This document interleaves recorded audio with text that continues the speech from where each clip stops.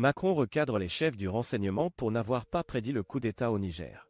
Shafak News, la France a répondu à l'annulation des accords de coopération militaire par les putschistes nigériens, soulignant que seules les autorités légitimes du Niger ont le pouvoir de résilier de tels contrats.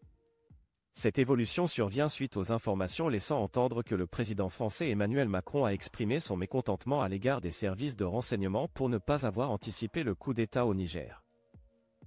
Le ministère français des Affaires étrangères a affirmé « La France réitère que sa coopération défense avec le Niger repose sur des accords établis avec les autorités nigériennes légitimes ». De plus, le ministère a précisé « La France reconnaît et se conforme à la position de la communauté internationale tout entière, ne reconnaissant que ses pouvoirs dûment constitués ». Dans un contexte connexe, The Times a rapporté que Macron a réprimandé les chefs des services de renseignement pour leur incapacité à prévoir le coup d'État au Niger.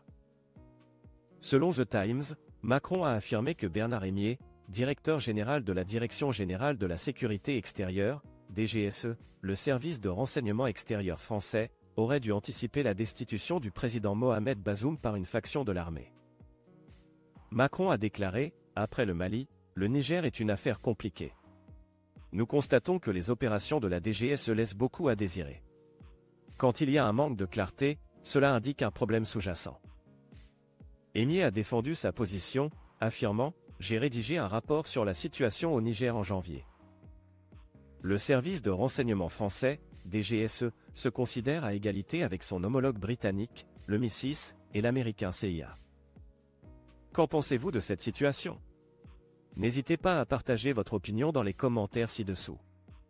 Ne manquez pas nos prochaines vidéos en vous abonnant à notre chaîne YouTube et en partageant cette vidéo sur les réseaux sociaux.